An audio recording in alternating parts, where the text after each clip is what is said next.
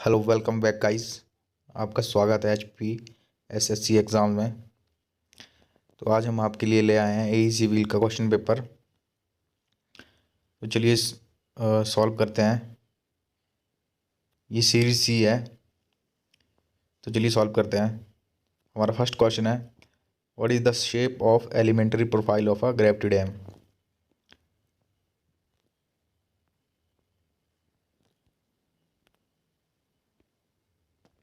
The shape of elementary profile of gravity dam is triangular. इस तरह से होती है शेप ना। और इस डायरेक्शन में जो हाइड्रोस्टैटिक प्रेशर लगता है और इस डायरेक्शन में जो है अपलिफ्ट प्रेशर लगता है। तो इस तरह से इसका आंसर बी करेक्ट रहेगा। And second question is, in storage routing of a reservoir the storage is maximum in the reservoir under which of the following condition with ungated spillway. Inflow is equal outflow, inflow is higher than outflow, inflow is lesser than outflow, inflow is zero and outflow is minimum maximum sorry. तो इसका correct answer जो है option A रहेगा, inflow is equal outflow. And next question is, the rockfill dam is preferred under which of the flowing condition. Mean जब हम rockfill dam बनाएंगे तो हमारे लिए कौन सी कंडीशन जो है सूटेबल होगी। जब हम रॉकफिल डैम बनाते हैं तो हमारी जो रॉक क्वेरी है वो जो हमारी डैम साइट है वहाँ पर जो है मतलब अवेलेबल होनी चाहिए। इस तरह से इसका करेक्ट आंसर जो है ए रहेगा। And next question is, the magnitude of camber in road payment is govern by which of the flowing factor. हम जानते हैं कि जो हमारा कैम्बर होता है वो किस किस फैक्टर पे डिपेंड करता है। First of all nature of traffic, payment surface, magnitude of rainfall. ठीक है, तो इस तरह से इसका आंसर जो है both magnitude and rainfall and nature of pavement surface रहेगा। स्पीड ऑफ व्हीकल नहीं रहेगा, नेचर ऑफ ट्रैफिक पे डिपेंड करता है ना कि स्पीड ऑफ व्हीकल पे।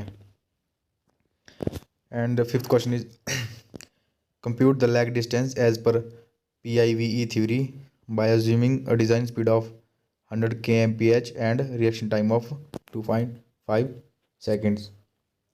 You know lag distance equal to v into t। v हम निकाल देंगे, v equal to 100 divided by 3.6, so it becomes 27.7 into t 2.5 equal to 69.44, which is equal to 69.5, means option number A. And our next question is, what will the value of equilibrium superelevation for a design speed of 100 kmph on a circular curve of radius 100 meter? We know formula E equal to V square divided by 127 of R. It is for equilibrium superelevation. तो इस तरह से जब हम value put करेंगे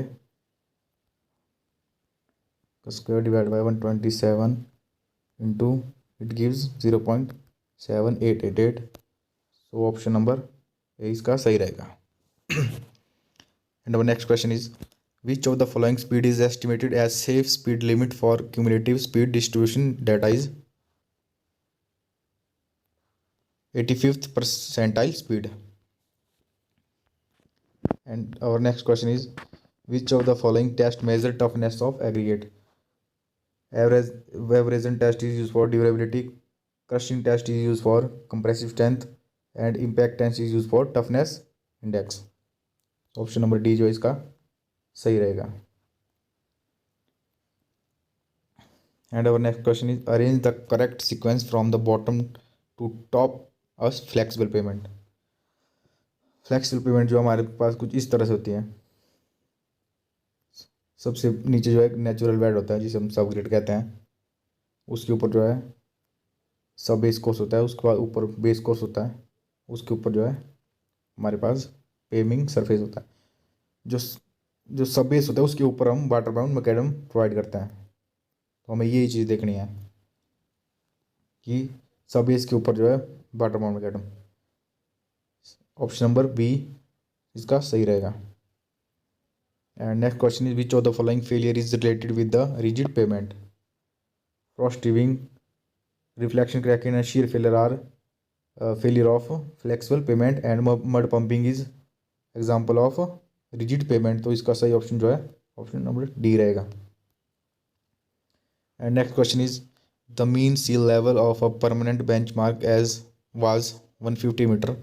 the foresight reading taken on a vertical staff kept on the benchmark was 1.50 meter, while the backside reading taken an inverted vertical staff kept at the bottom of the roof was 1.80 meter. What would be the level of bottom of the roof? हमें क्या निकालना है, next R L निकालना है हमें। इसमें जो है कंडीशन हमें दी है कि जो है इन्वर्टेड स्टाफ है, जब हम इन्वर्टेड स्टाफ लेते हैं तो उस वक्त हमारी फोर साइड क्या हो जाती है, पॉजिटिव हो जाती है। मीन्स हम जब हम फार्मूला डालेंगे R L equal to back bench mark plus back side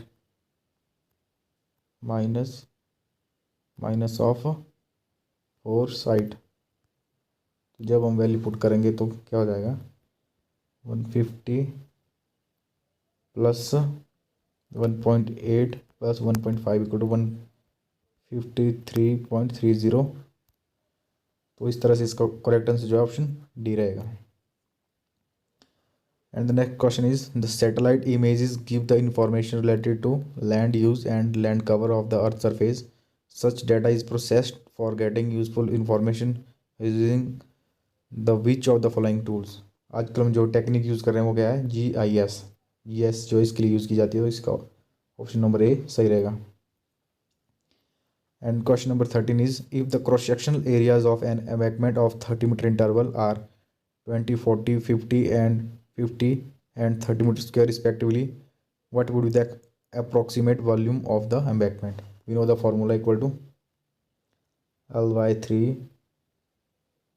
A1 plus AN plus 4 of sum of odd A2 plus A4 plus 2 into sum of E1।